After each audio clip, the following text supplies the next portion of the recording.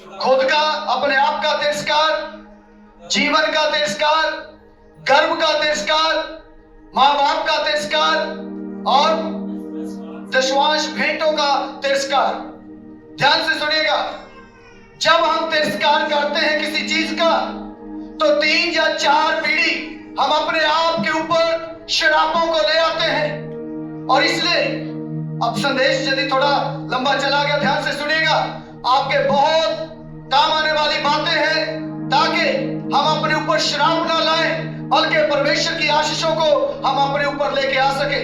यदि हम इनमें से किसी चीज का भी तिरस्कार करते तो हमारे जीवनों में 3 या 4 पीढ़ी तक श्राप हमारे ऊपर आ जाते और हमें लगता हमने कुछ किया भी नहीं, लेकिन फिर भी हमारे ऊपर श्राप है, हमारी प्रार्थना नहीं सुनी जा रही और जो हम चाहते हैं वो हो नहीं पा रहा। क्यों ऐसा हो रहा है? तो कुछ बातें हैं, जब हम उनका तिरस्कार करते तो श्राप हमारे ऊपर आते हैं।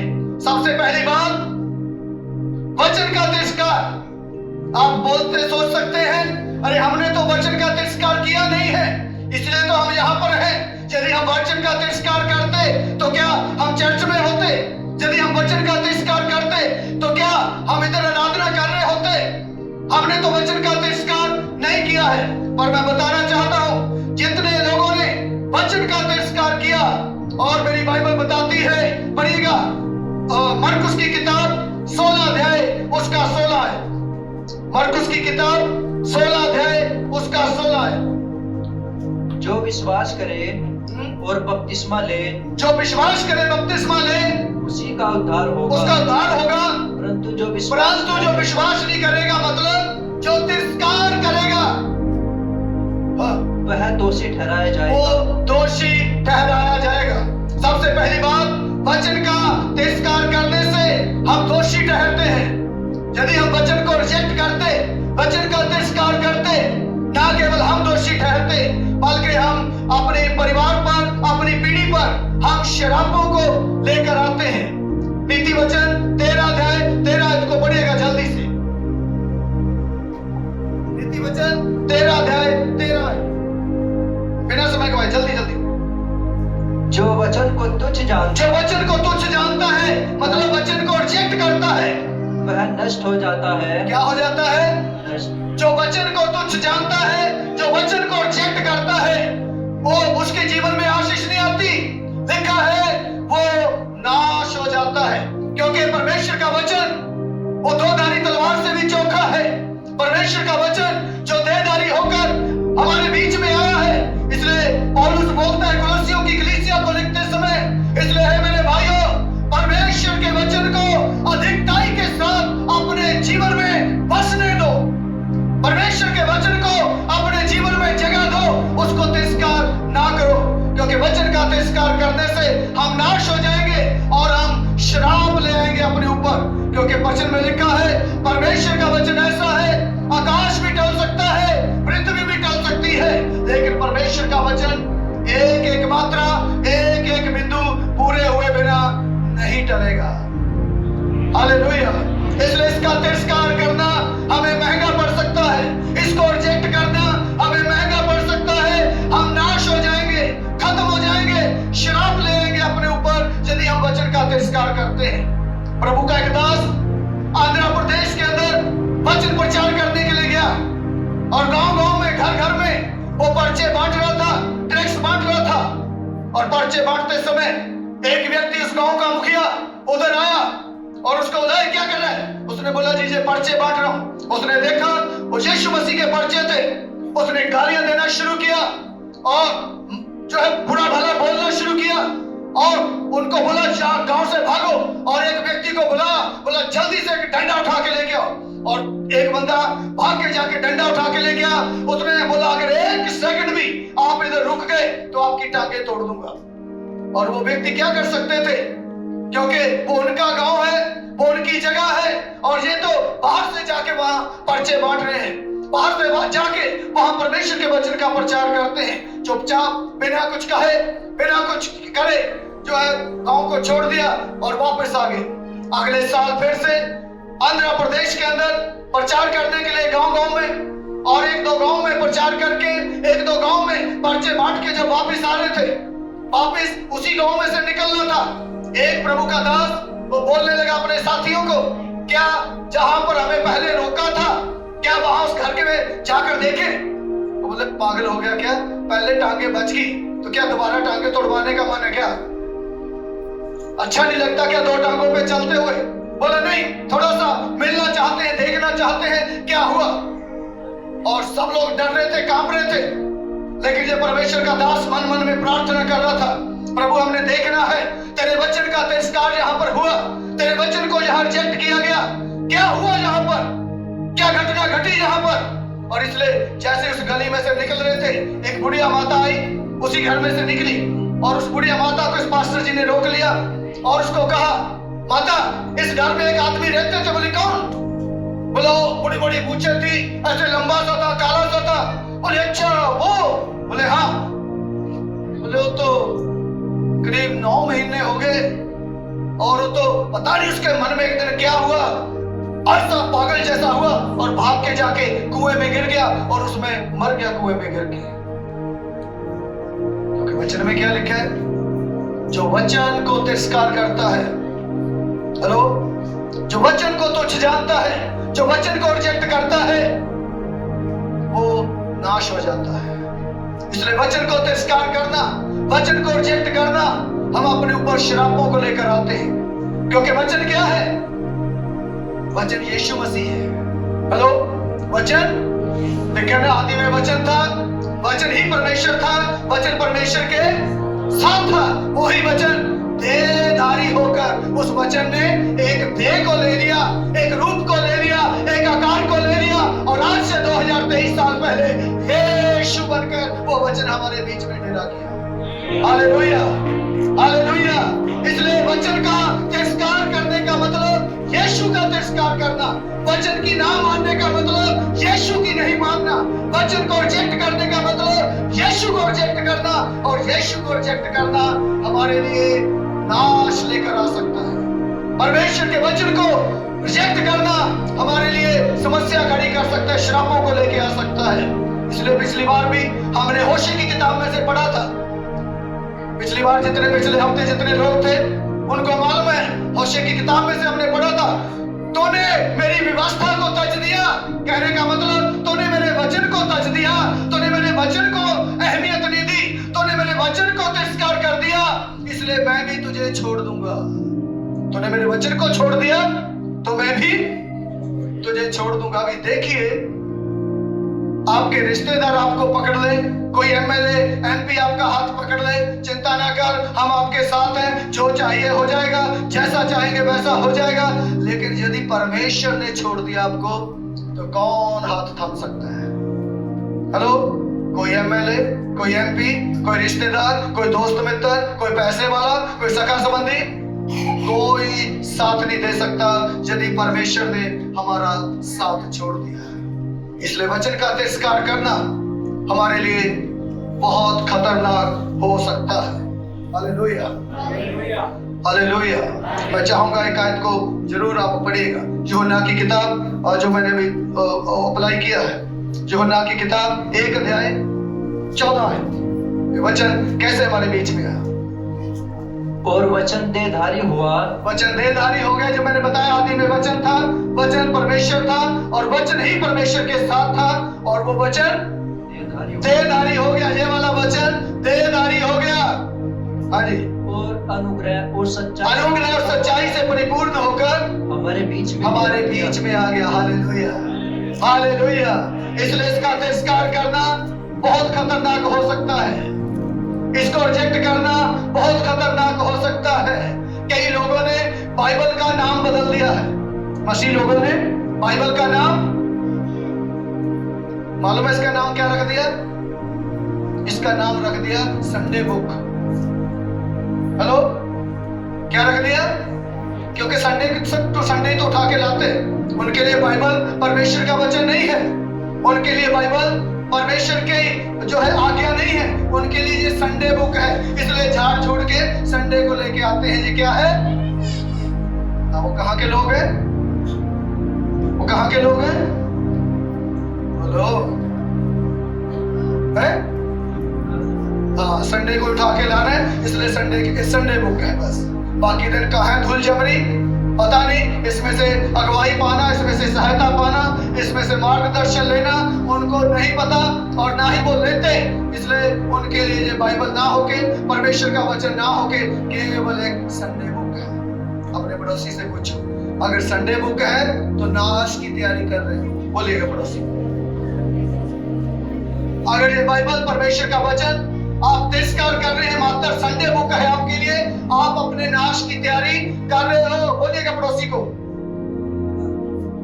कई लोगों की बाइबल इधर पड़ी होती, संडे को इधर ही छोड़ जाते, अगले संडे आके इधर से उठा के फिर पढ़ते। जब मैं बोलता हूँ और सब फटाफट अपनी अपनी उठाते, अपनी अपनी जगह में बैठ जाते, घर में नहीं लेके जाते। कौन उठा के लेके जाएगा, कौन अगले हफ्ते लेके आएगा? अरे इसलिए इसका तिरस्कार करते हैं, इसका तिरस्कार है ये, इसका रिजेक्शन है ये, इसको रिजेक्ट करते, इसको तुच्छ समझते हैं। किसी ने इस प्रकार से बोला है, आप इसको उठा के चलो, हेलो, आप इसको उठा के चलो, ये आपको उठा के चलेगी।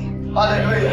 जिस व्यक्ति ने इसको उठा लिया उसको बाइबल उठा के चलेगी। प्रभु का एक दास बहुत अनपढ़, कुछ नहीं आता, कभी स्कूल गया नहीं, लेकिन पता नहीं कैसे और परमेश्वर ने उसको दर्शन दिया, वचन पढ़ना शुरू किया, अच्छे से प्रचार करना शुरू किया।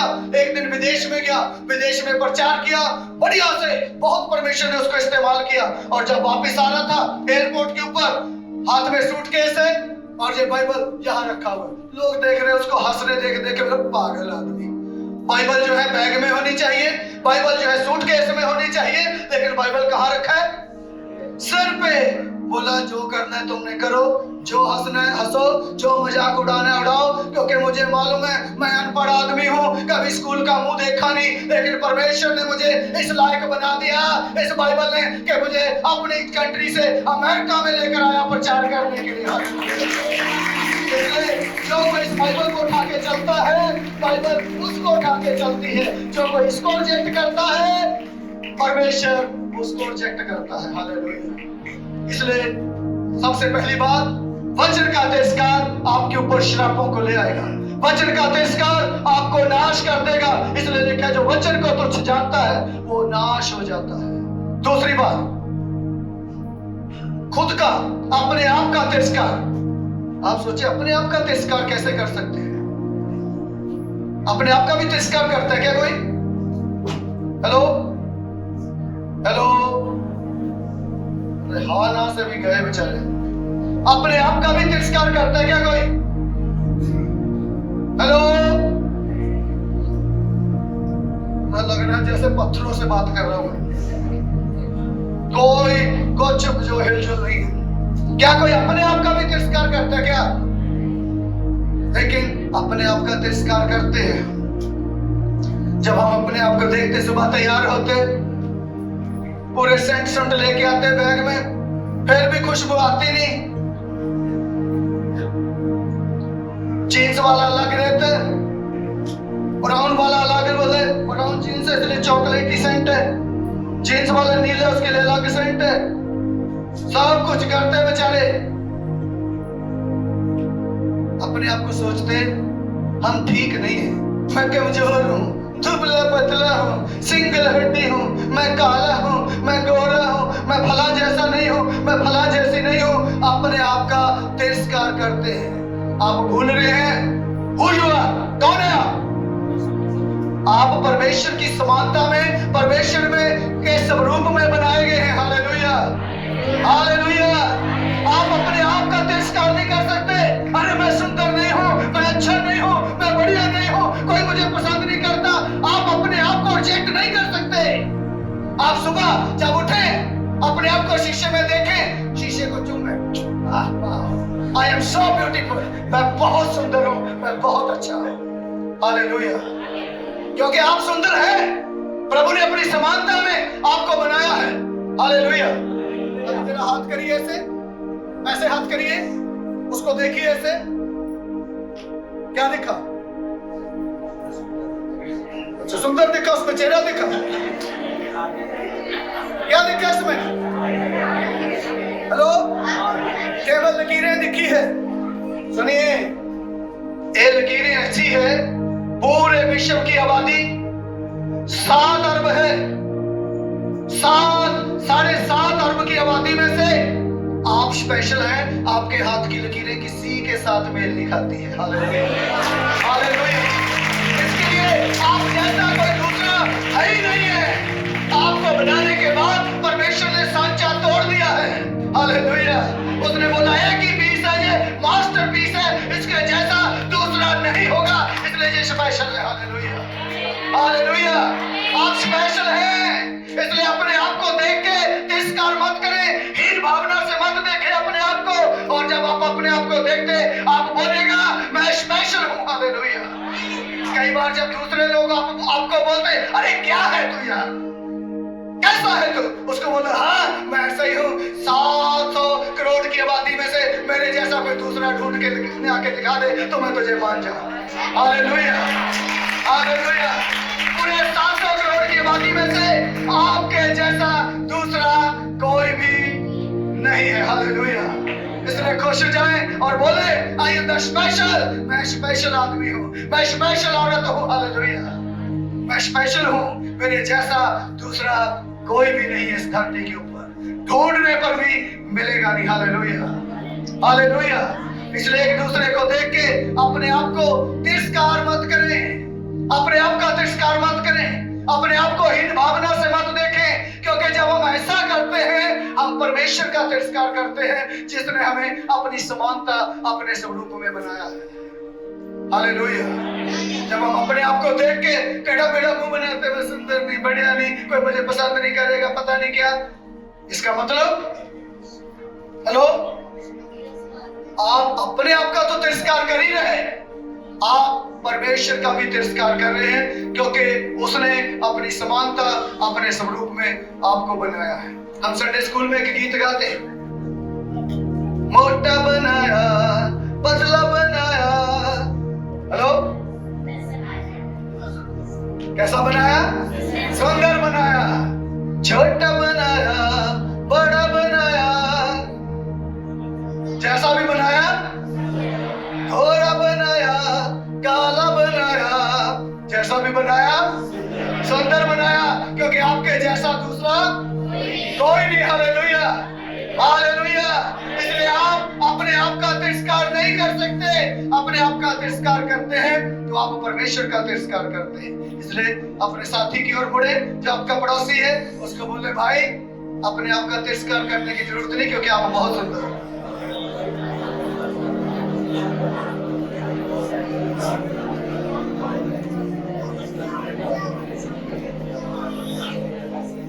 सुनिए, हमारे इधर तो आदमी सोचते या लेडीज भी सोचते रहे तो शायद फेयर एंड लवली लगाने से मैं भी थोड़ी ऐश्वर्या राय की बहन तो बनी जाऊंगी। नहीं, इसलिए दुकान पे क्या करते, वो भी फिर फायदा उठाते। उनको भी मालूम है जी किस लिए आए फेयर एंड लवली, अरे ऐसा लग जाएगी पूरी ऐश्वर्या राय की बहन, कोई बोल ही नहीं पाएगा, जुड़वा नहीं है, इसलिए फेयर एंड लवली शुरू होगी। अभी तो फेयर एंड लवली नहीं, पहले तो इधर वाला डिपार्टमेंट ही लेके चलता था थैले में, अभी तो फेयर एंड हैंडसम भी हो गया। अभी इनको भी चस्का लगा, इधर वालों को भी, वो भी लेके चलेगा फेयर एंड हैंडसम, हमें भी सलमान खान जैसा बनना है।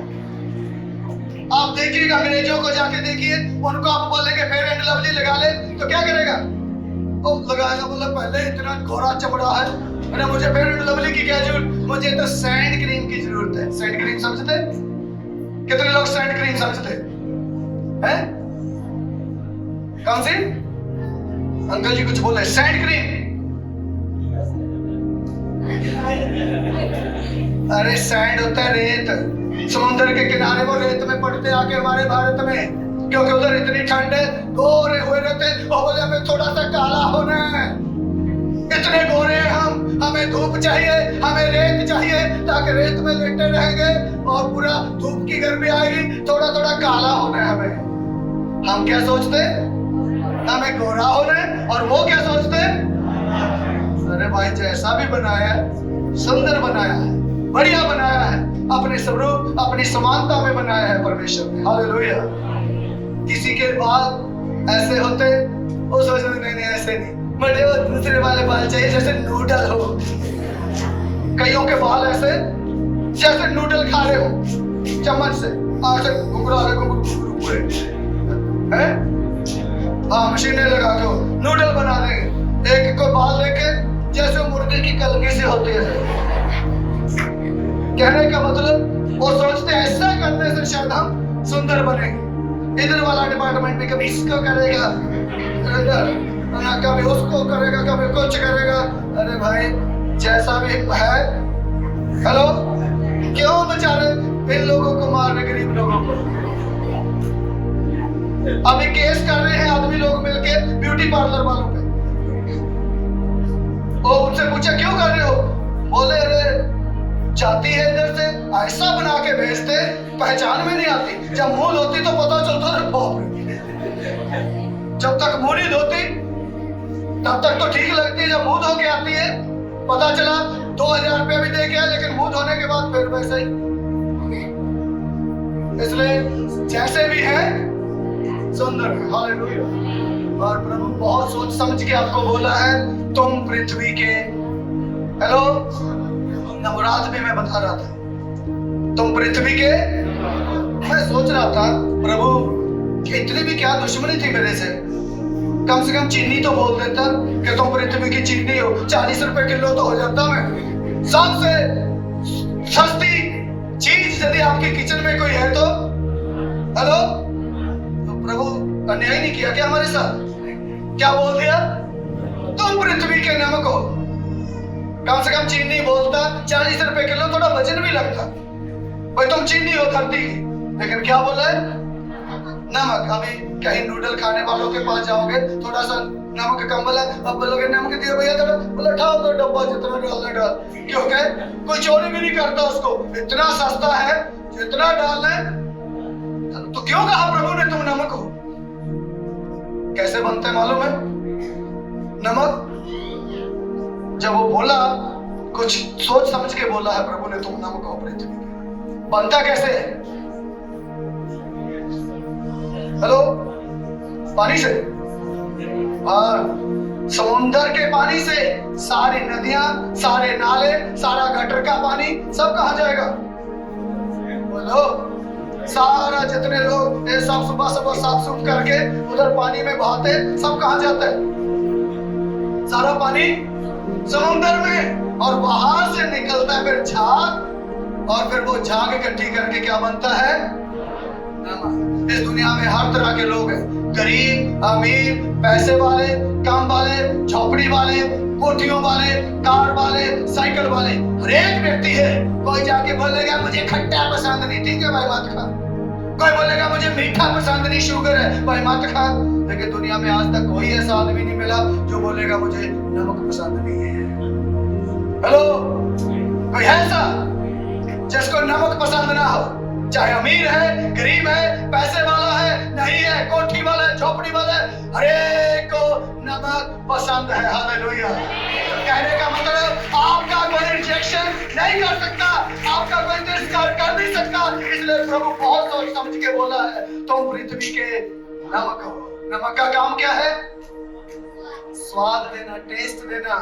आप कितने भी बढ़िया से बढ़िया खाना बनाओ और उसमें नमक न डालो, है? अरे परख करने से नमक तो है नहीं इसमें, एकदम साइड करेंगे। जब तक आप नहीं पढ़ेंगे ना, तब तक दुनिया को टेस्ट आने वाला नहीं है। हालेलुया। आप उधर होना है, आपकी उपस्थिति उधर होनी है, तभी दुनिया को टेस्ट आएगा, जब हम उधर होंगे। हालेलुया। दूसरी बात, नमक का काम क्या है?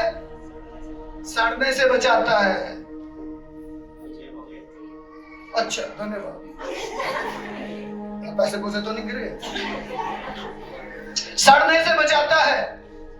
आपने देखा जितने लोग सफर करते, ट्रेवल करते, या गांव में आते साइकिल पे या बाइक पे रख के कुल्फी, और कुल्फी के अंदर क्या होता? बर्फ, और उस बर्फ के अंदर क्या होता? नमक होता है, ताकि उस बर्फ को गलने से, सड़ने से बचा सके। हालेलुया। आप जहां पर जाएंगे लोगों को गलने सड़ने से बचाएंगे। क्या मतलब है इसका? क्योंकि लोगों के पास होप नहीं है, लोगों के पास उम्मीद नहीं है, लोगों के पास आशा नहीं है, लोग गल रहे हैं, पिघल रहे हैं। आप उनको जाके बोलना है, भाई आपको पिघलने की जरूरत नहीं, आपको गलने सड़ने की जरूरत नहीं। Jesus is coming soon. Hallelujah. Yeshu आ रहा है, सब कुछ ठीक हो जाएगा। यीशु आ रहा है, सब कुछ ठीक कर देगा। आज सताव है, आज विरोध है, आज चिंता है, आज टेंशन है, लेकिन चिंता की जरूरत नहीं। जब यीशु आएगा सब कुछ ठीक हो जाएगा। हालेलुया। इसलिए ये आपका काम है, ये आप नमक हैं, इसलिए आपका काम है। इसलिए पहली बात, वचन का तिरस्कार नहीं करना, अपने ऊपर श्राप ले आएंगे। दूसरी बात, अपने आप का तिरस्कार नहीं करना, क्योंकि जब आप अपने आप का तिरस्कार करते, आप केवल अपने आप का नहीं, आप परमेश्वर का तिरस्कार करते हैं, क्योंकि उसने अपनी समानता, अपने स्वरूप में आपको बनाया है। हालेलुया। तीसरी बात, जीवन का तिरस्कार। हेलो, जीवन का, ये जीवन जो आपके पास है ये आपका अपना नहीं है। हेलो, ये जिंदगी, ये जीवन ये आपका अपना नहीं है। It belongs to Jesus। ये यीशु का है, यीशु ने आपको जीवन दिया है। इसलिए आप अपनी मनमर्जी नहीं कर सकते, आप अपने तौर तरीकों से नहीं चल सकते, आप इसका तिरस्कार नहीं कर सकते, आप इसको खत्म नहीं कर सकते, क्योंकि ये जीवन किसका है? ये यीशु मसीह का है, ये परमेश्वर का है। इसलिए तीन तरीके से आपको केवल पेट्रोल डाल के अपने ऊपर आग लगा के मरने से वैसा ही खत्म नहीं होता जीवन। तीन तरीके से आप अपनी जिंदगी को खत्म कर सकते हैं। मैंने तीन बातें लिखी है, ध्यान से सुनिएगा क्या होता है। पहली बात, जो पाप होता वो विचारों में होता है। कैसे होता है? विचारों में। और जब हम विचारों में पाप करते हैं, ये हमारे प्राण के साथ जुड़ा हुआ है। किसके साथ? क्योंकि शरीर तीन चीजों से बने, शरीर, प्राण और आत्मा। लेकिन जब हम विचारों में पाप करते हैं तो ये किसके साथ जुड़ा हुआ है?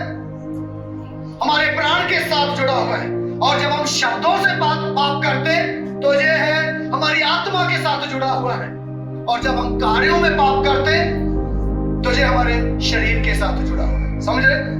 हेलो, जब हम विचारों में पाप करते हैं या कुछ सोच लिया, करा नहीं है लेकिन सोच लिया, तो किसके साथ जुड़ा हुआ है? ये कनेक्टेड टू सोल, प्राण के साथ। और जब हम शब्दों में पाप करते, हेलो, आत्मा के साथ। और जब हम पाप करते कार्यों में, तो फिर इस शरीर के साथ जुड़ा। इसलिए आपको केरोसिन लेके अपने ऊपर डाल के मरेंगे तभी आप सोचेंगे ये पाप है। No no no no no, आपने केवल विचार कर लिया, आपने, हेलो, आपने आत्महत्या कर लिया।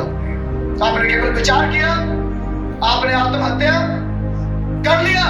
आप ट्रेन की पटरी पे जाके लेटने से पहले आपने यदि विचार भी कर लिया, मैं ट्रेन की पटरी पे जाऊंगा उधर मरूंगा, वापस नहीं आऊंगा, वापस नहीं आऊंगी, कर लेना जो करना अपनी मर्जी। इसका मतलब, हेलो, आपको पटरी पे जाके कटने की भी जरूरत नहीं।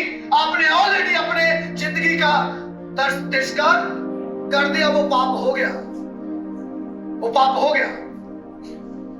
सुनिए, कई बार क्योंकि पति पत्नी का रिश्ता ऐसा है, लड़ाई झगड़ा आम बात है, कई बार मन मुटाव झगड़ा होता, लेकिन उस झगड़े में कई बार ऐसी ऐसी बातें बोल देते, कभी पत्नी बोलती, कभी पति बोलता है, और आपको पता भी नहीं चलता, आपने अनजाने में मौत के फरिश्ते को कॉल लगा दी।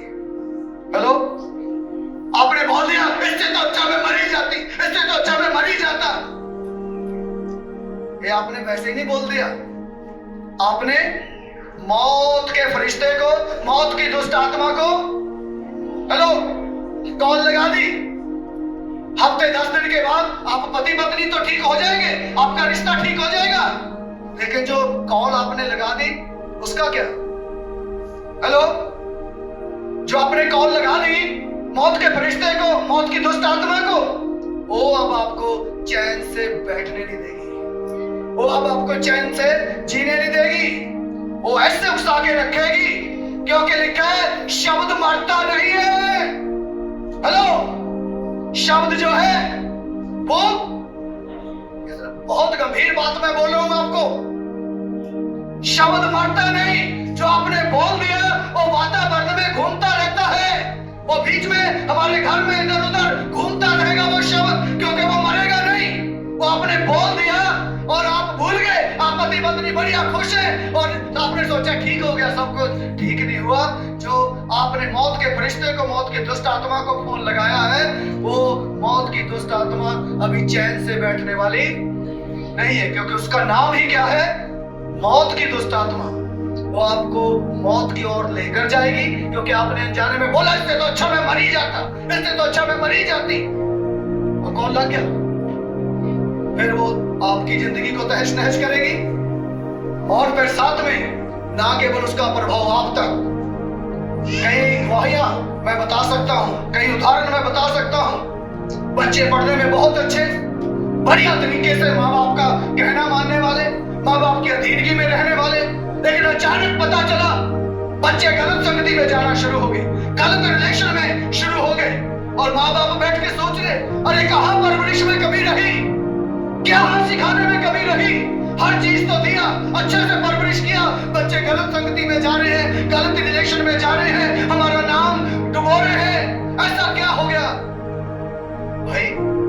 ऐसा क्या हो गया? नहीं, वो जिसमें लड़ाई में झगड़े में आपने पति पत्नी के वो शब्द बोले थे ना, इससे तो अच्छा मैं मरी जाती, इससे तो अच्छा मैं मरी जाता, वो मौत की दुष्ट शक्ति वो आपको जीने नहीं देगी। वो आपके बच्चों के पीछे पड़ी रहेगी, वो आपके बच्चों को खत्म करके सांस लेगी, वो आपके बच्चों का भविष्य करके सांस लेगी, वो आपका रोजगार खत्म करके सांस लेगी, वो आपके परिवार को खत्म करके सांस लेगी, वो आपके कमाई के संसाधनों को खत्म करके सांस लेगी। इसलिए जाने जाने आपने कॉल तो लगा लिया, अभी उसको काटना भूल गए।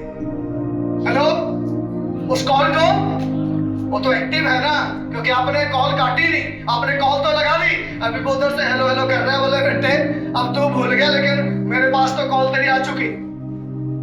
बहुत गंभीर बात है। बहुत माँ बाप इस बात को समझते नहीं है, बहुत माँ बाप को इस बात का पता नहीं, और उनके बच्चे वो अचानक से बिगड़ना शुरू हो गए, उनके बच्चे अचानक से गलत कामों में पड़ गए, उनके बच्चे अचानक से पढ़ाई लिखाई से मन उब गया। कारण क्योंकि आपकी कॉल लगाई हुई है, आपने कॉल लगाई है, वो आपने कॉल लगाया, इसलिए उसका प्रभाव आपके बच्चों के ऊपर है। माँ बाप जितने जहां माँ बाप है, प्लीज एक काम करना है, उस कॉल को डिस्कनेक्ट करना है। हेलो, उस कॉल को, नहीं तो आपके बिजनेस को खा जाएगी दुष्ट शक्ति, आपके परिवार को खा जाएगी वो दुष्ट शक्ति, आपके बच्चों को खा जाएगी वो दुष्ट शक्ति। इसलिए तो बच्चे चुप चुप के पर बीड़ी पी रहे, चुप चुप के गलत रिलेशन में जा रहे, चुप चुप के कुछ और कर रहे, प्रार्थना में मन नहीं लगता, बाइबल पढ़ने में मन नहीं लगता, बाइबल में घुसे, मोबाइल में घुसे रहते। कारण क्योंकि वो दुष्ट शक्ति है मौत की, जो आपके पीछा करना उसने शुरू कर दिया है। इसलिए आज उसको डिस्कनेक्ट करें, आज उस कॉल को काटें, डिस्कनेक्ट करें, ताकि वो मौत का फरिश्ता, वो मौत की दुष्ट शक्ति आपको, आपके परिवार को, आपके बिजनेस को, आपके रोजगार को, आपके हाथों के कामों को वो दुष्ट शक्ति छोड़ कर जाएगी। जब तक आप डिस्कनेक्ट नहीं करेंगे वो दुष्ट शक्ति एक्टिव रहेगी। आप सोचेंगे प्रार्थना कर रहे हैं, कुछ और नहीं, प्रभु कुछ कहे। प्रभु बोलेगा कॉल तूने लगाई बेटे, मोबाइल तेरे हाथ में है, अब मैं क्या कर सकता हूँ? हेलो, प्रभु इसमें कुछ नहीं करेगा, जो कुछ करना है वो आपको करना है। हेलो, प्रभु इसमें कुछ नहीं करेगा, क्योंकि कॉल आपने लगाई है, इसलिए डिस्कनेक्ट भी आपको ही करना पड़ेगा, कॉल को काटना भी आपको ही पड़ेगा। परमेश्वर इसमें कुछ भी करने वाला नहीं। इसलिए तिरस्कार, अपने आप का तिरस्कार, अपने जीवन का तिरस्कार 4 पीढ़ी तक शराबों को लेके आता है जब हम तिरस्कार करते हैं। मैं जल्दी जल्दी जाऊंगा, थोड़ा जल्दी फिनिश करने के लिए। नेक्स्ट, सबसे पहले वचन का तिरस्कार, अपने आप का तिरस्कार, अपने जीवन का तिरस्कार। नेक्स्ट, ये हम सबसे एंड में जाएंगे। और माँ बाप का तिरस्कार। हेलो, माँ बाप का तिरस्कार। बाइबल बताती है अपने माँ और अपने बाप का आदर कर। क्यों कर? इससे मेरी आयु बढ़ेगी। हाँ, हालेलुया, ताली बजाएं जोर से। ऐसा करने से तेरी आयु बढ़ेगी, तू बहुत दिन तक जीवित रहेगा। जितने लोग जल्दी लुढ़कना चाहते इस धरती से, परेशान हो गए, ज्यादा दिन रह लिए, अपने माँ बाप को कोसना शुरू कर दो। हेलो, अरे तुझे कुछ नहीं पता, कर लूंगी, मैं कर लूंगा। अपने माँ बाप को हेलो तुच्छ जानते हैं, तुच्छ। ऐसे लोग ज्यादा दिन इस धरती पे टिकने वाले नहीं है। एक दूसरे को, जो जवान बच्चे बोला बेटे जल्दी उधर ट्रांसफर होने वाला तेरा।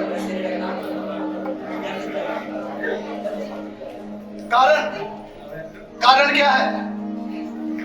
कारण क्या है? सुनिए, कारण क्या है?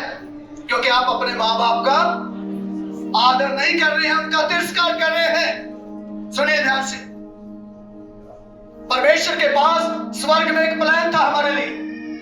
ये प्लान कहां बना? स्वर्ग में परमेश्वर ने एक प्लान बनाया। वो प्लान क्या था?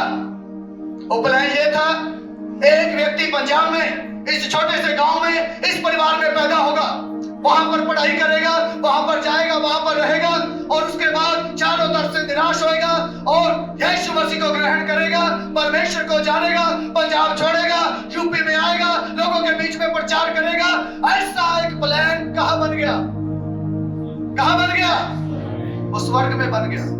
लेकिन उसको पूरा इस धरती के ऊपर किसने किया? हेलो, ये प्लान तो स्वर्ग में बन गया, इस धरती में पूरा किसने किया? वो माँ बाप ने पूरा किया। हेलो, वो इस धरती के ऊपर वो माँ बाप ने उस प्लान को पूरा किया। इसलिए यदि उस परमेश्वर के प्लान का माँ बाप ना इस पृथ्वी पे हमें लेके आते, तो क्या वो स्वर्ग में बनाया हुआ प्लान वो पूरा होता? इसलिए माँ बाप का तिरस्कार करना वो श्रापों को लेके आता है। जल्दी इस दुनिया से टिकट, ये मेरी बाइबल बताती है, जल्दी टिकट कटेगा। जो हड़काते हर समय अपने माँ बाप को, तुच्छ जानते, कहना नहीं मानते, उनकी बातों का आदर नहीं करते, तो वो क्या है? जल्दी टिकट कटने वाला है। वो अपने तैयारी कर रहे हैं, वो हड़का नहीं रहे, वो उनकी बातों को तिरस्कार नहीं कर रहे, वो अपनी उम्र का जो है टिकट कम कर रहे हैं। एक वचन मेरे साथ पढ़ेगा, फिर मैं आगे बताऊंगा जल्दी से। नीति वचन 20 अध्याय 20 पद। नीति वचन 20 अध्याय 20 पद, जल्दी से। जो अपने माता पिता को कोसता, जो अपने माँ बाप को कोसता है, उसका दिया बुझ जाता। हेलो, क्या हो जाएगा? बोस बेटे चलो 4 बंदों को का इंतजाम करो। क्या करो? बोलो।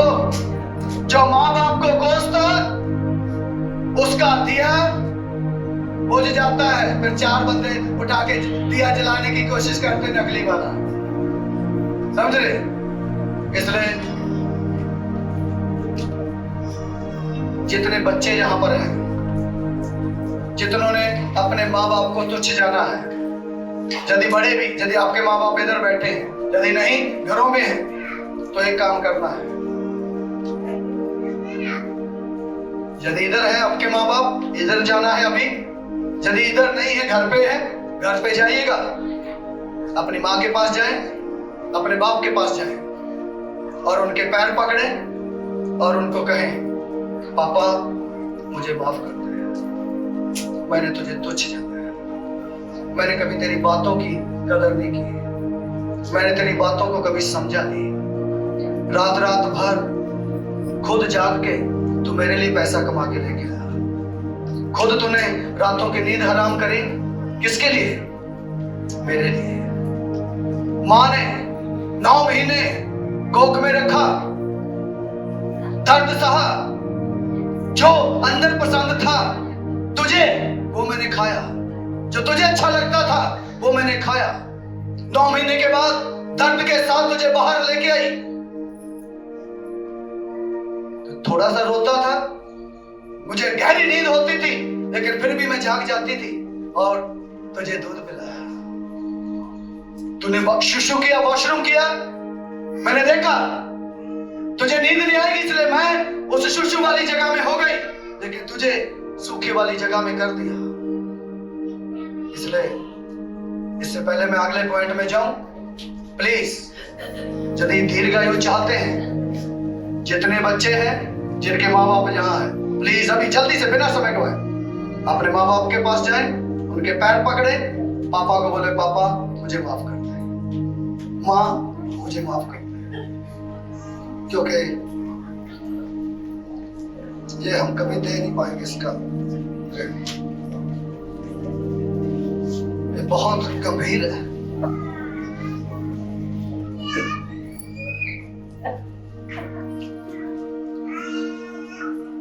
माफी मांगी जाए, सही है।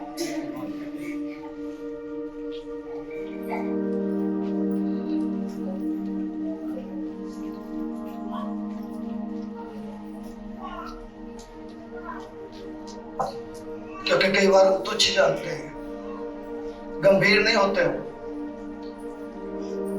माँ बाप का जो कर्ज है वो हम कभी नहीं दे पाएंगे। मुझे मालूम नहीं आपको क्यों शर्म आ रही है, क्यों आप अपने माँ बाप के पास नहीं जा रहे, क्यों आप उनसे माफी नहीं मांग रहे। क्या दीर्घायु नहीं चाहिए? क्या लंबी आयु नहीं चाहिए? क्या केवल तिरस्कार करते रहेंगे, रिजेक्ट करते रहेंगे? वो बाप 1 मिनट में बोलते रहे क्या किया है तूने, उससे पूछो क्या किया है उसने, जिसने रातों की नींद हराम करी है, जिसने वो कष्ट सहा है, जो रात रात भर काम करके आपके लिए मेहनत करता है, वो माँ जिसने आपको सूखे में रखा है, खुद गीले में हो गई है। एक शब्द बोल के क्या किया है तूने, हम अपना पीछा नहीं छुड़ा सकते। इसलिए माँ बाप का तिरस्कार करने से साफ लिखा है, जो अपने माँ बाप को तुच्छ जानता है उसका दिया बुझ जाता है। लड़कियां, लड़के, जवान, यदि आप अपने माँ बाप का आदर नहीं करते, प्लीज इधर से जाने से पहले अपने माँ बाप का आदर करना चाहिए। तब तो फिर वचन सुनने का फायदा है, तब तो वचन को जानने का फायदा है। यदि इधर से सुना, इधर से निकाल दिया, वही फिर से अपने पुराने ढर्रे में पुराने रीति रिवाज, पुरानी बातें, पुराने काम करने हैं, तो फिर ऐसे मसीही होने का कोई फायदा नहीं है। इसलिए जितने शादीशुदा भी हैं, हो सकता है आपके माँ बाप इधर होंगे या हो सकता है घर में होंगे, प्लीज आके जाके एक काम करिएगा, माफी मांगिए पैर पकड़ के और बोले मुझे माफ कर दें, क्योंकि मैं एक पापी इंसान हूँ। मैंने आपकी बातों को कभी जाना नहीं, मैंने कभी उसका मोल समझा नहीं, मैंने कभी उन बातों को तवज्जो न दी, इसलिए मुझे माफ कर दें। क्योंकि ऐसा करने से लिखा है तो बहुत दिन तक इस धरती पे लंबी आयु को जिएगा। Hallelujah, hallelujah. लंबी आयु अगर जीना है तो माँ बाप का आदर करना होगा, उसको तिरस्कार करना बंद करना होगा। ऐसा नहीं है केवल जिन्होंने जन्म दिया वही माँ बाप है। हमारे सास ससुर, विशेषकर बहुएं, दामाद, आपके सास ससुर आपके माँ बाप हैं। कुछ भी हो सकता है, लेकिन उनसे जाके माफी मांगे, क्षमा मांगे, मुझे माफ कर दे, मुझे क्षमा कर दे। ऐसा करने से हमारी आयु बढ़ेगी। हालेलुया। मैंने बताया किस किस चीज का तिरस्कार। सबसे पहली बात, वचन का तिरस्कार करते हैं तो श्राप को लेकर आते हैं। अपने आप का तिरस्कार करते हैं, खुद का, तो श्राप को लेकर आते हैं। अपने जीवन का तिरस्कार करते हैं तो श्राप को लेकर आते हैं। चौथी बात, माँ बाप का तिरस्कार करते हैं तो जल्दी टिकट कटवाते हैं, श्राप को लेके आते हैं, इसलिए तिरस्कार नहीं करना। पांचवी बात, दशवांश भेंटों का तिरस्कार। किसका? दशवांश भेंटों का तिरस्कार। बाइबल क्या बताती है? पढ़ेंगे मलाकी 3 अध्याय जल्दी से, 9 पद से। बिना समय गवाए जल्दी से। जब हम दशमांश और भेंट का तिरस्कार करते हैं, हम अपने ऊपर शराब को लेकर आते हैं। 3 से 4 पीढ़ी शराब आते हैं हमारे ऊपर। पढ़िएगा जल्दी। तुम पर भारी शाप पड़ा है। हेलो, क्या लिखा है? तुम तुम पर शराब पड़ा हुआ है। क्यों? कारण क्या है? वो शराब क्यों आया? क्योंकि परमेश्वर बोलता है क्योंकि तुम मुझे लूट रहे हो, इसलिए शराब पड़ा है। और फिर पूछते हो किस चीज में लूट लिया? क्या तुझे परमेश्वर हम लूट सकते हैं? वो बोला हाँ, क्योंकि तुम दशमांश नहीं दे रहे, तुम भेंट नहीं दे रहे, इसलिए तुम्हारे ऊपर शराब है। इसका तिरस्कार कर रहे हो तुम। दशमांश का और भेंट का तिरस्कार करना शराब को लेकर आता है। जैसे बाकी 4 चीजों को ना करने से, उनका तिरस्कार करने से शराब आता, ऐसे वचन बताता है दशमांश और भेंट का तिरस्कार करने से भी जो कोई ईमानदारी के साथ दशमांश और भेंट नहीं देता, वो अपने ऊपर, अपने परिवार पे, अपने बच्चों पे वो शराब को लेकर आता है। आप सवाल कर सकते हैं, अरे वो मेरा बाप है या मैं उसका बाप हूं? हेलो, वो मेरा बाप है या मैं उसका बाप हूं? उसको मुझे देना चाहिए या मैं उसको दूं? हेलो, मुझे उसको देना चाहिए या वो मुझे देना चाहिए? वो मेरा बाप है या मैं उसका बाप है? आप क्या सोचते हैं? हेलो, बाप तो वही है, तो फिर बाप को बच्चों को देना चाहिए या बच्चे बाप को दें? तो क्यों परमेश्वर ने डिमांड किया दशमांश का? दशमांश ले आओ नहीं तो शराब आ जाएगा। तो क्या परमेश्वर भाई है क्या बॉम्बे वाला? डॉन है क्या वो? हेलो, अरे हाँ या ना तो बोल दिया करो भाई, उसमें तो पैसा नहीं लगता। डॉन है क्या वो परमेश्वर? इसलिए बोल रहे दशमांश नहीं दोगे तो शराब आएगा, नहीं तो दशमांश तो हटा दो। डॉन है क्या परमेश्वर? तो भिखारी है क्या इसलिए मांग रहे हो हमसे? फिर क्यों डिमांड करता है वो? आपके मन में आ सकता है क्यों दूं मैं परमेश्वर को? क्या सवाल नहीं आया? मैं क्यों दूं? वो मेरा बाप है, उसको मुझे देना चाहिए। वो डॉन नहीं है, वो भाई नहीं है और वो भिखारी नहीं है, तो क्यों दूं मैं उसको? सुनिए, मान लीजिए कोई जमींदार है, 100 बीघा जमीन है उसके पास, और एक दिन वो जमींदार अपने खेत में आया। 100 बीघा जमीन है उसके पास, और खेत में आके उसने बोल दिया, 10 बीघा में गन्ना उग जा, 10 बीघा में गोभी लग जा, 10 बीघा में मेथी लग जा, 10 बीघा में टमाटर लग जा। लग जाएगा क्या? क्यों? जमीन तो उसकी है, जमीन मालिक है वो जमीन का, वो जमींदार है, क्यों नहीं लगेगा? है जी?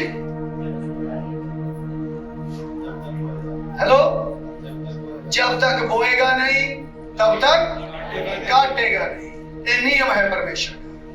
परमेश्वर के पास बहुत कुछ है, उसको जरूरत नहीं है, उसको आवश्यकता नहीं है। वो बोलते हैं धरती भी मेरी है, आकाश भी मेरा है, सोना भी मेरा है, चांदी भी मेरी है। उसको हमारे किसी पैसे की जरूरत नहीं है। हम उसके बच्चे हैं और वो हमसे प्यार करता है, तो बहुत कुछ वो हमें देना चाहता है, लेकिन क्या करे, मजबूर है, वचन में बंधा हुआ है, क्योंकि वो अपने वचन से बाहर नहीं जाता। वो बोलता है जो बोएगा वो काटेगा।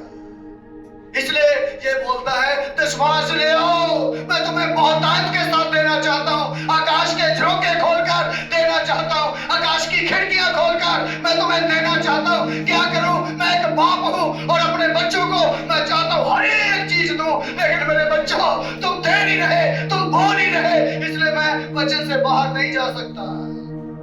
समझ आ रहा है क्यों देना है? हेलो, वो डॉन नहीं है और वो भिखारी भी नहीं है कि हम उसको दें। वो इसलिए क्योंकि वो हमें बहुतायत के साथ देना चाहता है। अपने बच्चों को हर एक चीज इस धरती पे रहते हुए जो चाहिए, इसलिए वो हमें देना चाहता है, लेकिन वो वचन में बंधा हुआ है, वो वचन से बाहर जा नहीं सकता, वो वचन के अनुसार ही करता है। इसलिए बोलता है जो बोएगा सो काटेगा। यदि कोई बोएगा ही नहीं तो कहां से काटेगा? इसलिए दशमांश ना देने से 3-4 पीढ़ी तक क्या होता है? श्राप आता है, श्राप। दशमांश और भेंट का तिरस्कार करने से श्राप आता है। हम सोच रहे हैं दिन रात मेहनत करते, कई लोग मेरे पास आते हैं, हम तो जी दिन रात मेहनत कर रहे हैं, पता ही नहीं पैसा कहाँ जा रहा है, इतना कमा रहे हैं लेकिन पता नहीं किधर जाता है, जैसे आता है खर्चे का पता ही नहीं चलता। मेरे भाई मेरी बहन, आपकी कमाई के ऊपर, आपके पैसे के ऊपर श्राप पड़ा हुआ है, और वो श्राप कब टूटेगा? जब हम दशमांश और भेंट को देना शुरू करेंगे। 3 तरीके से देना होता है। एक होता है दशमांश, जे आज्ञा है परमेश्वर की, वो देने ही देने। एक होता है भेंट। उस दशमांश के अलावा जो हम भेंट देते, वो भेंट रास्ते खोलती है, लिखा है। हेलो, भेंट जो है वो आपके ऊपर है कितना बड़ा रास्ता खोलना है। 10 रुपए डालेंगे भेंट में, बोलिए कितना बड़ा रास्ता खोल जाएगा 10 रुपए में? वो आपके ऊपर है। 10 रुपए डालने से इतना से रास्ता खुलेगा, और वो भी हफ्ते तक बंद हो जाते हैं, जब तक अगला हफ्ता आता है। समझ रहे? भेंट जो है वो रास्तों को खोलती है। ये मैं नहीं बता रहा हूं, ये मेरी बाइबल बताती है, ये नियम है। परमेश्वर अपने नियम के अनुसार ही चलता है, इसलिए एक प्रेम को दिखाता है। भेंट जो है वो प्रेम को दिखाती है। हम कितना प्रेम परमेश्वर से करते हैं, हम कितना प्रेम परमेश्वर के दास से करते हैं। बहुत कम गिने चुने लोग मैं बोल सकता हूं जो मेरे पास आए होंगे और उन्होंने बोला होगा, परमेश्वर के दास आप हमारे लिए दिन रात दुआ करते हैं, आप हमारे लिए दिन रात मेहनत करते हैं, आप हमारे लिए भाग दौड़ करते हैं, आप इतने बढ़िया से बढ़िया परमेश्वर के वचन को तैयार करके हमारे बीच में लेकर आते हुए सिखाते हैं कि हमारी ओर से एक भेंट है, हम आपसे प्यार करते हैं। बहुत कम, नहीं तो मुंह चढ़ा ही रहता है, उधर दे, थैली में दे, दशमांश दे या तुझे दे। समझ रहे? आपकी आशीषों का राज मैं बता रहा हूं, लेकिन यदि तिरस्कार कर देंगे तो श्राप ले आएंगे, श्राप। मैं बड़ा कल बात कर रहा था, भाई एक बाहर बैठे उनसे, वो एक अजीब ही रूल अपना लिया। उन्होंने परमेश्वर को बनिया बना लिया, बनिया लाला। वो बोले मेरा अकाउंट चलता है परमेश्वर के पास। मैंने कहा यार मेरा भी खुलवा, ऐसा तो चाहिए। परमेश्वर को बोला परमेश्वर अकाउंट में ले, वो अगले महीने लेना दशमांश, अभी थोड़ा मेरे को आशीष दे दे, अगले महीने तेरा हिसाब किताब करूंगा। मैंने कहा यार मैं इतनी बार बोलता हूँ परमेश्वर मेरा भी खाता खोल दे, वो बोला ना तेरा नहीं खोलता। तो उस भाई का खाता है, किसी ने मिलना चाहते तो वो आपका भी खुलवा देगा, ठीक है। बड़ा अजीब लगता है मुझे, हमने परमेश्वर को भी क्या बना दिया, लाला। परमेश्वर वो अभी तो मैंने खर्चा कर दिया, ये मैंने लिख दिया कॉपी पे, अगले महीने ले लियो। क्या परमेश्वर बढ़िया क्या? हेलो, परमेश्वर लाला है। अरे पास्टर जी लिख तो लिखा तो मैंने दूंगा मैं अगले हफ्ते, अगले महीने। भाई आप पास्टर को समझ कर देंगे, नंबर 1 तो 1 रुपए की भी आशीष आपको मिलने वाली नहीं है। हेलो, पास्टर को दे रहे हैं समझ के देंगे, 1 रुपए की भी आशीष आपको मिलने वाली नहीं। दूसरी बात, इससे कोई फायदा होने वाला भी, और फिर गुड़गुड़ाएंगे आप, क्यों किसको दे रहे हैं? नंबर 1 गुड़गुड़ाएंगे, नंबर 2 कुछ मिलने वाला नहीं है, क्योंकि आप किसको समझ के दे रहे हैं? बोलो, जिस दिन आप ये समझ के देने लगे नहीं दशमांश परमेश्वर की आज्ञा है, भेंट जो है वो मेरे लिए रास्ते खोलेगी, ये प्रेम को दिखाती है। और उस भेंट के अलावा भी एक होता है, हिंदी में तो उसको दान ही बोलते हैं, लेकिन इंग्लिश में बोलते हैं ऑफरिंग। वो है दशमांश और भेंट के अलावा आप बाकी किसी और भी किसी की मदद करना चाहें वो कर सकते हैं। इसलिए ये 3 प्रकार से देना होता है बाइबल के अनुसार। जब वो हम करते हैं तो परमेश्वर अपनी आशीषों को हमें देता है, श्राप नहीं आता है।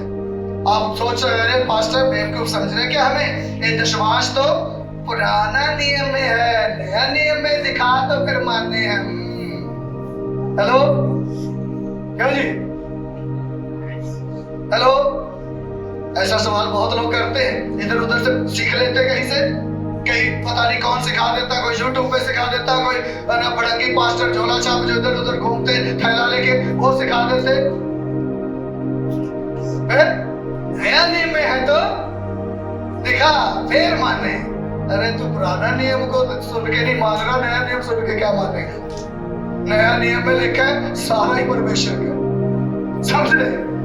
पुराने नियम में तो विश्वास है, नया नियम में प्रेरितों के काम 5 अध्याय पढ़ लीजिएगा घर जाके। सब लोग अपनी जमीनें बेच के क्या कर रहे थे? बोलो, ये पुराने नियम है नए में? हेलो, हाँ तो फिर करोगे फॉलो उसको? हेलो, सारे का सारा, और 4000 तनख्वाह, अभी 4 इसको देना पड़ेगा यार, 3600 रुपए में पूरा पड़ता है क्या? इसे कोई पूछ के देखे, स्टेज पे खड़े होकर तो बोलता रहता है 36 रुपए में, 3600 में हो जाएगा क्या खर्चा पूरा? अरे यदि 400 में तेरा पूरा पड़ जाएगा तो 3600 में नहीं पड़ सकता? जो 400 तो बचा रहे, इसलिए दशमांश भेंट ना देने से, तिरस्कार करने से हम अपने ऊपर शराब को लेके आते हैं। सुनिए ध्यान से, जल्दी मैं बंद करने वाला हूं। एलिया नाम का व्यक्ति, प्रभु का दास, अकाल पड़ गया। परमेश्वर ने बोल दिया जा विधवा के घर में जा। विधवा के घर में एक ही रोटी का आटा है, एक ही थोड़ा सा तेल है। उसने बोला माता मेरे लिए लेके आ पानी। वो जैसे ही पानी लेकर लेने जा रही थी, बोला रोटी भी बना के ले आई। वो बोले दिमाग खराब हो गया क्या? एक ही रोटी का आटा है। बोला होगा, लेकिन वो किसको दे? बोले ओ मेरे लिए बना के ले गया। बोले आधी आधी खाएंगे मैं और मेरा बेटा, फिर मर जाएंगे। बोला बाद में मरना, पहले बोलो पहले मेरे लिए लेके आ। अभी मैं एक बात आपसे जानना चाहता हूँ। वहां लिखा है वो बुढ़िया माता, वो विधवा सोच रही होगी कैसा बेशर्म है, इसको इतनी भी शर्म नहीं कि हमारे पास एक ही रोटी का आटा है, उसमें से भी आधी मेरा बेटा खाएगा आधी मैं, और ये बीच में अपनी टांग उसेड़ रहे मेरे लिए ला। इतनी भी शर्म नहीं कि ज्यादा होता तो दे देते, एक ही रोटी का आटा है, थोड़ी बहुत भी शर्म नहीं इस पास्टर को? हाँ, यदि शर्म कर लेता। हेलो हेलो, अभी मुझे ये बताइए, विधवा ने एलिया के ऊपर दया की, मेहरबानी की, या फिर एलिया ने विधवा के ऊपर मेहरबानी की? हेलो, क्या सोच रहे? अरे कुछ तो बोलो, क्यों विधवा ने नहीं करी? उसको वैसे भी मरना था, एक रोटी खा के भी मरना था। मेहरबानी तो करी है तो एलिया ने विधवा के ऊपर करी है। हम परमेश्वर को जब देते हैं, हम कोई मेहरबानी नहीं करते परमेश्वर को देने से, बल्कि परमेश्वर हमें, हमारे ऊपर मेहरबानियां करता है। जब हम देते हैं, उसको बढ़ा के आकाश के झरोखे खोलता, खिड़कियां खोलता और हमें आशीष को देता है। हालेलुया। तो 5वां तिरस्कार जो है दशमांश भेंटों का यदि हम करते हैं तो अपने ऊपर शराबों को लेकर आते हैं। अब एक दूसरे को बोलिए यदि शराब तोड़ने हैं, आज से दशमांश भेंट देने का निर्णय यहां से करके जाए।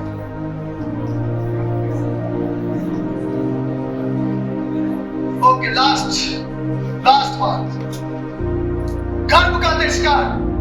हेलो, किसका? गर्भ का तिरस्कार। ध्यान से सुनिएगा जल्दी, 5 मिनट से पहले मैं बंद करूंगा। कई बहनें अपने गर्भ में पल रहे बच्चों को अबॉर्शन करवाती हैं। ध्यान से सुनिएगा,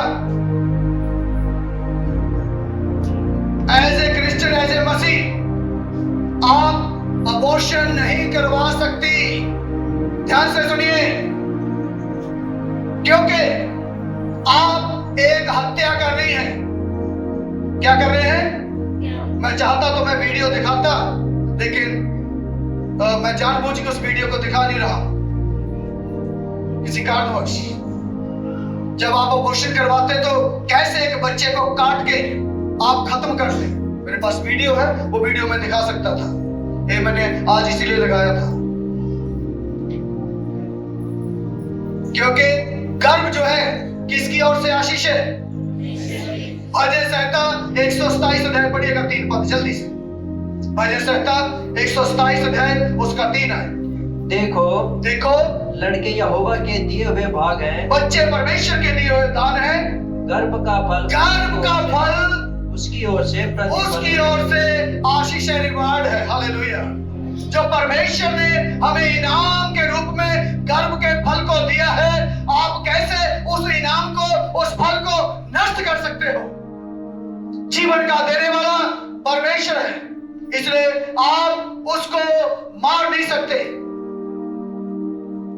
बहुत से जवान लड़कियां, अनमैरिड लड़कियां जो अनचाहे रिश्तों में आकर गलत काम करती और उसके बाद फिर बदनामी के डर से वो अबॉर्शन करवाती। आपने जाने में करवा लिया, आपने सोचा किसी को पता नहीं चल रहा है, चुपचाप सारा अपना काम काज करके, अपना कर्म कांड करके आप बैठ गए, लेकिन ऊपर कोई देख रहा है। जिसने आपके गर्भ में दिया बेशक वो नाजायज था, बेशक कैसे भी था, लेकिन जिसने वो गर्भ के ऊपर आपको दिया उसने तो देख लिया और आपने उसको नाश किया, तो उसका हिसाब तो देना पड़ेगा। हेलो, शादीशुदा महिलाएं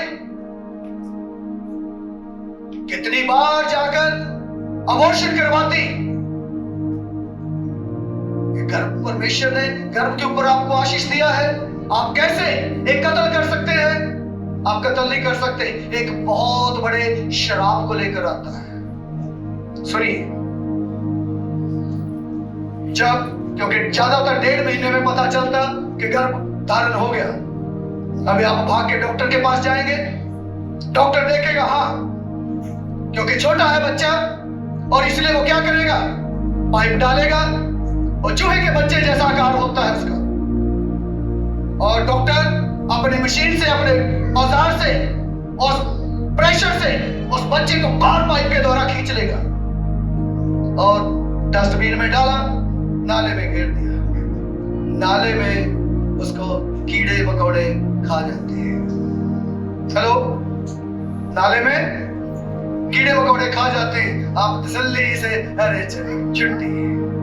लेकिन आपने एक जीवन जो बेकार कर दिया, एक जो मर्डर कर दिया, एक जो कत्ल कर दिया, उसका क्या? यदि 3, 3.5, 4 महीने हो गए, आपको लगता है बच्चा चाहिए नहीं, फिर आप भाग के डॉक्टर के पास गए, अब डॉक्टर देखेगा तो उस प्रेशर से तो खींचा नहीं जाएगा, फिर अभी क्योंकि बड़ा है बच्चा, लेकिन आपको तो चाहिए नहीं, किसी भी शर्त में, किसी भी कंडीशन में आप तो खत्म करना चाहते। इसलिए फिर डॉक्टर क्या करता है? डॉक्टर फिर अपने औजारों से, जितने कोई मेडिकल लाइन को समझने वाले लोग हैं, आप बैठे इधर, आपको मालूम होगा, डॉक्टर फिर अपने औजार के इंची वगैरह अंदर डालेगा, उससे उस बच्चे को काटता है।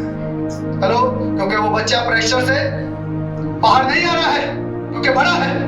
डॉक्टर उसका काट के एक अंग काट के फिर उसका प्रेशर से एक अंग को निकालेगा, उसको डस्टबिन में गिरेगा और वो नाले में कीड़े मकोड़े उसको खाएंगे। क्या आपने एक जीवन का, एक व्यक्ति का कत्ल नहीं किया? बाइबल में लिखा है तू हत्या नहीं करना, ये 10 आज्ञाओं में से एक है।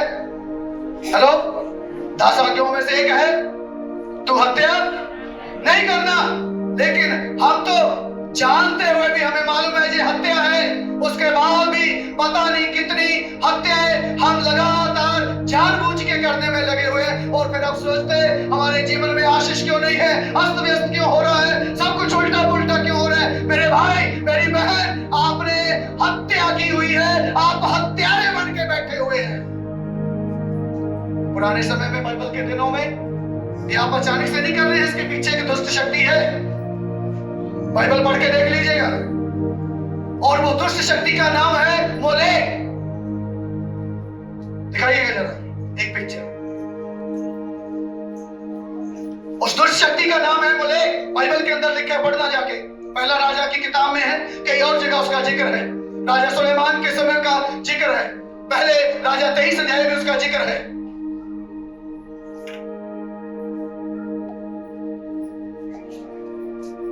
और वो मलेक दुष्ट शक्ति ऐसी, उस मलेक दुष्ट शक्ति को, ये है वो मलेक दुष्ट शक्ति जिसका नाम है मोलेक। बाइबल में मोलेक करके इसका जिक्र बहुत जगह में आया है। ये ऐसी दुष्ट शक्ति है, इसको फूल माला नहीं चाहिए, इसको प्रसाद नहीं चाहिए, इसको लड्डू बतासे नहीं चाहिए, इसको क्या चाहिए? इसको छोटे छोटे बच्चे चाहिए। दूसरी पिक्चर दिखाना। इस दुष्ट शक्ति को थोड़ा बड़ा करिए। ये देख रहे, ये क्या कर रहे हैं? हेलो, इस दुष्ट शक्ति के हाथ में बच्चों को पकड़ा रहे हैं लोग। इधर भीड़ लगी हुई है और ये दुष्ट शक्ति ऐसी दुष्ट शक्ति है, इसके नीचे पूरा आग जलती रहती है, पीतल की रहती है स्टैचू, और इसके नीचे पूरी तरह से बहुत तेज आग जलती रहती है।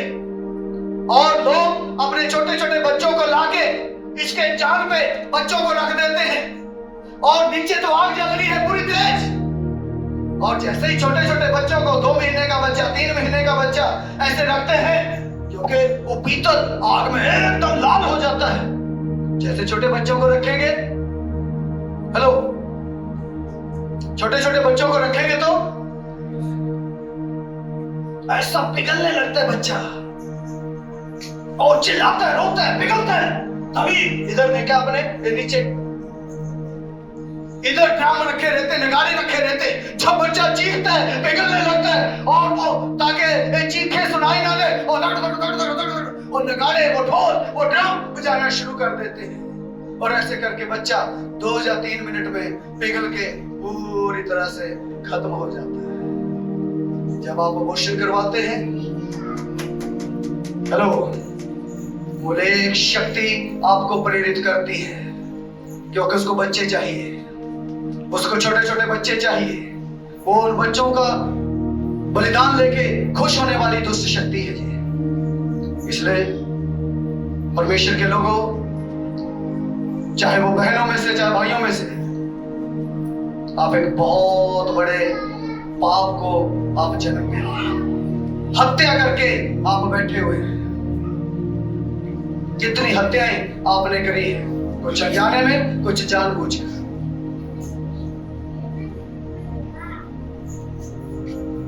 आज भी इसके बहुत बड़े बड़े अड्डे बहुत जगह में हैं। अकेले बॉम्बे के अंदर 30 लाख लेडीज, अकेले बॉम्बे के अंदर 30 लाख लेडीज एक महीने के अंदर इसको भेंट चढ़ाते हैं। इसको मतलब अबॉर्शन करवा देती है लेडीज। 30 लाख एक महीने के अंदर। कारण ये शक्ति काम करती है। इसके अड्डे जगह जगह है। इसके अड्डों पे मालूम है क्या लिखा हुआ है? इसके अड्डे जगह जगह है। इसके अड्डों पे लिखा रहता है अबॉर्शन सेंटर। आप जाके अबॉर्शन करवाते हैं, आपको मालूम भी नहीं। ये दुष्ट शक्ति आपके पीछे काम कर रही है। इसलिए यदि कोई ऐसी बहन, कोई ऐसा भाई है, आपने अनजाने में वो हत्या किया है, उस पाप के प्रभाव को लेके, उस पाप के दंड को लेके, उस श्राप को लेके आप इधर बैठे हुए हैं, हत्या का अपराध, वो श्राप आपने अपने ऊपर लिया है। इसलिए आज एक काम करना है, क्योंकि वो एक जीवन था। आज आप प्रभु की उपस्थिति में आंखें बंद करना है। 1 गर्भ, 2 गर्भ, 3 गर्भ, कितने गर्भ आपने गिराए, जरा सोचिएगा। वो एक बच्चा था, वो एक जीवन था। कल्पना करें उसको जैसे आपके हाथ में है। 1, 2, 3, 4 जितने भी, वो आप जानते हैं, परमेश्वर जानता है। कल्पना करें वो आपके हाथ में है। उसको ऐसे लेना है कि वो हमारे हाथ में है। उसको एक नाम दें, क्योंकि वो इस दुनिया में आने वाला था। एक नाम के साथ उसकी पहचान होने वाली थी। उसको एक नाम दें और परमेश्वर को बोले, प्रभु, अनजाने में मेरे से इस बच्चे का, इस नाम के बच्चे का कत्ल हुआ है। नाली में चला गया, इसको कीड़े खा गए। इसको कानून के अनुसार, नियम के अनुसार इसको जमीन में मिट्टी दी जाना था, लेकिन मैंने इसको नाली में सड़ा दिया। प्रभु मुझे माफ करते हैं, प्रभु मुझे क्षमा करते हैं। इसका श्राप मेरे ऊपर, मेरी पीढ़ियों के ऊपर ना आए। ऐसा करके उसका नाम लेके, यीशु के नाम से आज उसको ऐसा करें जैसे आप उसको जमीन के अंदर आपने मिट्टी दे दी हो। क्योंकि ऐसा करके उसको आप स्वर्ग में देखेंगे जब आप यहां से जाएंगे। हेलो, आप उसको स्वर्ग में देखेंगे जब आप यहां से जाएंगे,